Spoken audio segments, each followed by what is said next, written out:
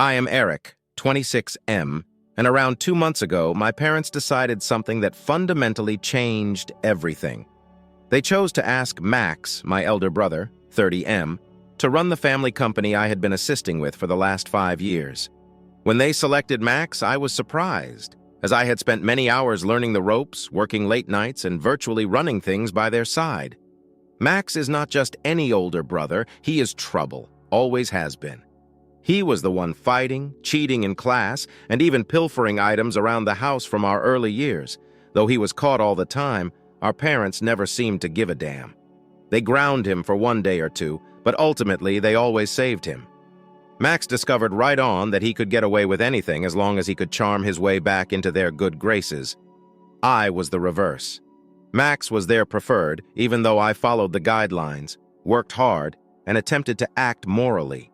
They would somehow justify his mistakes, even when he messed up, and I felt like the odd one out. Even as we grew older, the dynamic stayed essentially the same. After graduating, I headed off to college, worked hard, and returned to help the family company. Conversely, Max was let off from his first job for fraud. The firm he worked at even sued him. He fled for a time, of course, but our parents found a way to sort things out. After they helped him get back on track, they advised him to avoid for a little, which I felt could at last be the wake-up call he needed. Perhaps, just perhaps, they had come to see his true nature. For a few years, everything was decent. I immersed myself in the company when my parents urged me to get involved with it. It seemed like I was at last appreciated for what I could provide, and I thought one day when Dad retired, I would be the one running over. Then, around 6 months ago, Max showed up once more. He suddenly contacted my parents and asked for a second shot. He said he had turned his life around and had been employed for a respectable few years. He claimed he wanted to get back home and missed them. Although my intuition told me it was all a performance, my parents, they purchased sinker, hook, line, and hook. They told me everyone deserved a second chance. Therefore, even if I attempted to warn them it was a poor idea, they forgiven him right away. I remained silent, as I could not dispute that, though I wasn't pleased about it. I reasoned that I could handle it as long as Max wasn't running the company. Things were peaceful for a time. I didn't live at home anymore and so saw him less often. Max went back in with my folks and appeared content. To commemorate his returning home, they even held a little party, which felt to me like a smack in the face, but whatever. I stayed away and concentrated on my work. 2 months ago, my dad delivered the news. He informed me he was teaching Max to run the company and that he intended to retire not too far off. It surprised me. Maxim, the man who had been on the run for years after being sacked for fraud, was going to inherit the company I had been assisting in running? It made no sense. I told my dad how unfair it was, that I had been the one working for years, but he didn't care. He said that Max was older and that, as the eldest, he was first in line to inherit the company. I was incensed. Telling me everyone deserved a chance to prove themselves, my mom backed my dad. They even suggested that Max and I could operate the company jointly as partners, therefore helping to smooth things out. But it was not going to work. I informed them plainly that if Max was involved, I was out. Max and I had never been able to get along, and there was no way I could be trapped operating a business with someone I didn't trust. I was not going to work with him, and I was not going to stay to witness him wreck what I had worked for. We battled about it for days, but finally they backed him. I severed links with the family company for good and packed and left. Since then, I've been attempting to figure out my next move. Although I have enough funds to go by for a little, I've been searching for a new job, something that fits me. I knew one thing. I wasn't going to allow my parents' bad decision to destroy everything for me. And then, only a few days ago, everything changed. I felt a combination of fury and relief as I quit the family company. Though part of me still felt deceived, I understood that severing relations was the appropriate choice. Years of hard work had gone toward nothing. My parents delivered everything to Max without thinking twice. Though it was annoying, I had to go on. I poured myself into discovering a different path for the first several months. Having funds meant I didn't have to hurry, but I also didn't want to waste time either. Max had, in the meantime, taken front stage at the family company. My parents hardly spoke to me, and to be honest, I didn't really give a damn. I expected Max would screw things up eventually, but I wasn't expecting it to happen so fast. Then around 1 week ago, I woke up to texts and missed calls. I initially assumed perhaps something had happened to one of my parents, but as I perused the texts, I understood it was something different. Max had been arrested. Apparently his great, legitimate job wasn't that respectable after all. He had been caught exactly in the middle of a large money laundering operation at the corporation he had been working for before returning home. The authorities caught up with him not too long ago. They searched his former company, and while he hadn't been active with them for a few months, their research turned up his name very often. I wasn't shocked either, since he was now facing more severe allegations than only money laundering, including fraud and embezzlement as well. Actually, the length of time it had taken for him to be discovered surprised me the most. Max had always been adept at seeing problems, but this time it felt as though he had at last run out of luck. And now it was all blowing up in his face. My parents over themselves. They kept calling me to ask me to come back and assist, desperate. Their beloved son was in jail and they had no idea what to do. I first paid no attention to their calls. After all they had done, I cannot see why I need to assist them in tidying the mess they had created. Mostly out of curiosity, I decided to contact them back a few days later. When I did, they were not sorry for pushing me aside or for selecting Max over me. No, they were sobbing about how unfairly this was affecting Max and the family. While they worked on the legal problem, they wanted me back to assist with business. I couldn't help but chuckle, since they behaved as though I owed them anything, as though it was my obligation to right things now that Max had blown it. I informed them I was not going to be returning to assist Max. Now he could rest in his bed, having made it. They could manage the fallout if they were so eager to think he had changed. They didn't take it well, of course. I had cautioned them, but they ignored it. Starting to cry, my mother said I was being selfish and that I was leaving the family in their hour of need abandoned. Telling me to consider our image and how this incident would impact the family company, my dad tried to play the guilt card. He claimed that if the authorities scrutinized Max's behavior too carefully, it may bring down the entire company. But I was done. They were now suffering the results of their decision to choose Max over me. Especially not considering their treatment of me, I was not going to assist them in cleaning his mess. The talk broke off poorly. Though my parents were enraged, it made no difference to me. When they made it quite evident that I mattered less than Max, I was not ready to let guilt drive me into intervention. From what I knew, they had made their decision, and now they would have to live with it. My parents kept calling in the days that followed, but I ignored them. The obedient son position no longer piqued my curiosity. Max's issue was not mine. If he was in difficulty, that was his. But yesterday, things became even more bizarre. My dad dropped by my flat. Not expecting him, as I answered the door, he looked frantic. He said he wanted to chat and that he had something to offer me. He sat down and informed me they knew I wasn't going to help out of the goodness of my heart, so they were ready to pay me money to remain silent. Though curiosity got the better of me, I nearly slammed the door in his face. Should the inquiry go far, he continued, they required me not to testify against Max. I couldn't believe what I was hearing, since I had worked with him in the company and he knew I would be brought in as a witness, and he didn't want me stating anything that could accuse him. To guard Max, my own father was trying to buy me off target. I was enraged, since he even claimed I could name my price, that they were ready to pay whatever it takes to preserve Max's image and the family company. I urged him to go, that I had no interest in his money, and that, should I be asked to testify, I would be truthful. Not after all Max had done. I was going to lie to shield him. I was not having it when my dad tried to argue. They had chosen Max over me, and I told him they now had to deal with the results. After that, my dad departed, but not before calling me selfish and unappreciative. I wasn't going to bail them out. He said I was rejecting the family and allowing my brother to suffer in jail only to make a statement. But I didn't give a damn. My dad went out the door, and I felt a weird sense of closure, as Max deserved to pay for his deeds, and I wasn't going to spare him just because we shared the family name. I had tolerated my parents' partiality for years, following their always Max-first approach. Still, I felt free for the first time today. Now I owed them nothing at all. I knew there was no going back once I finished that confrontation with my dad. Having finished the family company, I had no intention of finding myself pulled back into the mess they had generated. I began to concentrate on laying my own future during the next week. Most of my time I investigated company prospects, something I could start from the bottom up without depending on my family name or wealth. Though it was a little intimidating, it felt nice to at last consider my own future. But just as I was beginning to move on, my brother's circumstances changed.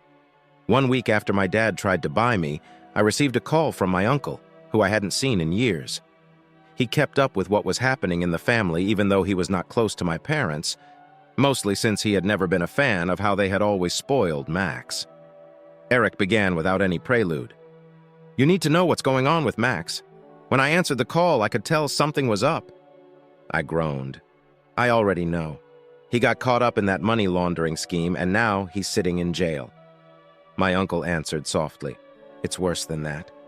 I leaned back in my chair, processing what he was saying. Max could be looking at serious prison time. The investigation is moving faster than anyone expected.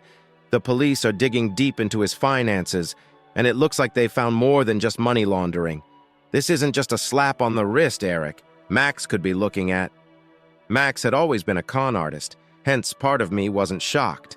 It was only a matter of time until things caught up with him. But knowing it was all falling apart so quickly made it seem more genuine. I thought it would just take time. He's always been a disaster waiting to happen. My uncle groaned on the other end of the call. That hit me harder. "I know, but it's not just Max. The investigation might be coming for the family business, too. They're looking at the finances, and if they find anything that links back to your parents or the company, it could all come crashing down." I said, "They've been contacting me, trying to get me to help." It wasn't that I cared about the business anymore. I'd already made peace with leaving it behind. "Max would cause my parents to lose everything," I said. "But I don't want any part of this. They made their choice, and now they have to deal with the fallout," my uncle stated. "But I just wanted to make sure you knew what was going on. It's bad, Eric. Really bad."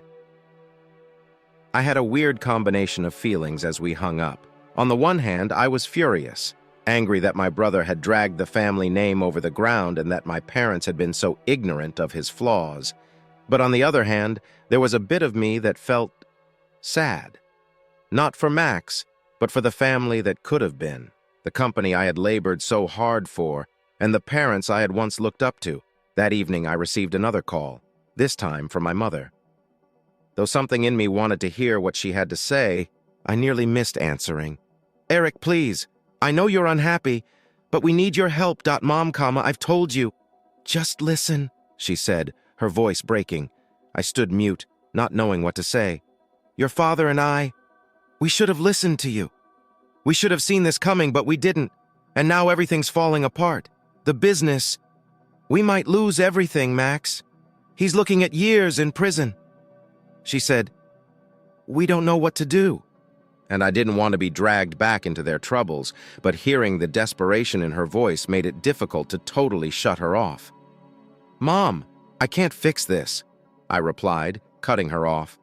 "The lawyers are saying it's bad, that there's a chance they'll investigate the business, and if they find anything, well, we could lose everything.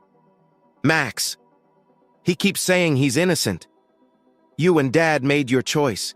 You believed in Max when you shouldn't have, and now you're paying the price for that. I told you from the beginning that this would happen," she muttered. There it was, the guilt trip I had been waiting for. "But he's still your brother. Doesn't that mean anything?" I inhaled deeply and tried to control my feelings. "Mom, it's not about that," I responded coolly. "It's about the fact that he's never faced any consequences for what he's done. You've always bailed him out, and now, for the first time, he's facing real consequences and you can't handle it. But that doesn't mean I have to fix it for you." There was a long silence on the other end of the line before she finally spoke, her voice barely a whisper. "We've lost control of everything." I had no response. Though another side of me believed this was what they deserved, part of me wanted to pity her. Max had been on a pedestal for so long that they couldn't see the devastation he had done, and now they were suffering for it. I apologized, Mom, at last. But this isn't something you and Dad need to work out. I've moved on. When I hung up the phone, I felt a weight lift off my shoulders. I felt free from the expectations and obligations my family had set upon me for the first time in years. Fixing their mess was no longer under my purview. After hanging off the phone with my mother, I knew something. Max was going to have to deal with the ramifications from his deeds. None of the shame, pressure, sense of obligation I had been carrying for years was mine to shoulder anymore. Still, they had selected Max. I had done everything I could to warn them, be the son they could trust on, and therefore aid them. As the days went by, I concentrated on myself. They had chosen the one person who had only disappointed them to now deal with the fallout. I immersed myself into my new endeavor, beginning my own company. Though challenging, the labor was rewarding. I was creating something that belonged to me, first in my life, something absent from my family's heritage or my parents' unquenchable expectations, strings attached. It felt fantastic as well, excellent. But in the backdrop, Max's mess kept disintegrating. A few weeks later, my uncle called once more. It wasn't looking good from his observations of Max's circumstances and the inquiry. The investigators had found even more evidence. Max allegedly had been laundering money via several firms, some of which directly connected to our family company. The breadth of the inquiry was growing, and it was evident that this was not only a minor error. Max had been engaged in some quite severe illegal activities, and now it was all starting to show. "He's going to trial," my uncle stated sadly. I nodded even though he could not see me. "The charges are serious. Money laundering, fraud, embezzlement, you name it. There's no getting out of this one." One part of me expected this. Max had always been careless, constantly stretching the bounds of his allowable behavior. Still, this time it was different. My uncle said, "They're still trying to reach out to you. He wasn't going to be able to charm his way out of this one." I groaned. "Your parents, I mean. They're hoping you'll come around and support them, maybe even testify in Max's favor." "They're wasting their time," he laughed and continued. "You'd say that? Oh, honestly, I don't blame you. They've put themselves in this position, and Max has dug his own grave." I felt oddly calm the day Max's trial arrived. Since my family was not going to change, I had already come to peace. Max was who he was. Familial allegiance or begging would not change that. Notwithstanding everything, my folks still thought he was the victim. But the reality was what I knew. Everyone else did as well. I hadn't been invited to testify, but my uncle kept updating me as the trial progressed. Bank documents, false invoices, shell businesses, the proof against Max was overwhelming. All there, put out for everyone to view.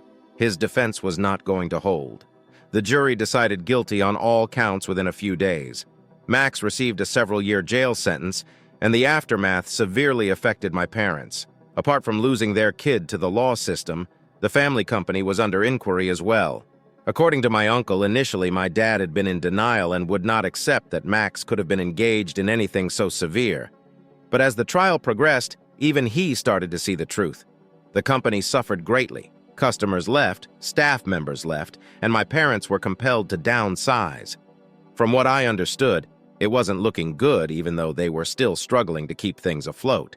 It resembled observing a slow-moving train disaster. A few weeks after the trial concluded, my mother tried phoning me once more, even though I had cut myself off from everything. It still stung to see my parents suffer through that. "Mom, it's too late for that," I responded, cutting her off. "This time, Eric," she said, her voice shaking, "I don't know how to start. I'm so sorry for everything. We should have listened to you." I was simply not furious anymore. I rested. "You made your choices, and now you have to live with them. I can't keep being the one to fix everything," she said softly. I drew a long sigh. "But we're losing everything, Eric. The business, the house, Max. We don't know what to do." For them to at last own their mistakes, this was what I had been waiting for. Now that it had happened, though, it did not satisfy me. It just made me feel hollow. "I can't assist you," I stated gently. "I love you, Mom," I replied, my voice firm. "I've moved on, and you need to figure this out on your own. I'm not coming back." There was stillness on the other end, and I could hear her softly weeping. "But I have to live my life today." I didn't feel regret when I hung up. I felt no guilt. I felt free. I had let go of the weight my family had placed on me for the first time in years, and in the months that followed, I concentrated totally on starting my own company. Though challenging, I was resolved. I sought investors, worked non-stop, and gradually everything began to align. Every step seemed like a win. Each little accomplishment convinced me that I didn't need my family's approval or business to thrive. My parents still wrote notes from time to time, but I kept my distance. Having given them enough opportunities, it was now time for me to live my life on my terms. I was no longer enraged. One day, approximately a year later, I received an email from my uncle. I had made peace with the knowledge that they would never view things the way I did. Though the message was clear, the family company was formally closing, it was brief, just a few lines. Though between the financial losses and the harm to their reputation, it was done. My parents had battled as hard as they could have. I sat with that news for some time, considering all that had transpired. It all looked so far off now, the rise and collapse of the family company, Max's treachery, my parents' intransigence, like a different existence. But here I was in my own life, running my own business and looking ahead to my own future. The family company was not what defined me. I was at last free. I did not need Max's errors or the mistakes of my parents to pull me down.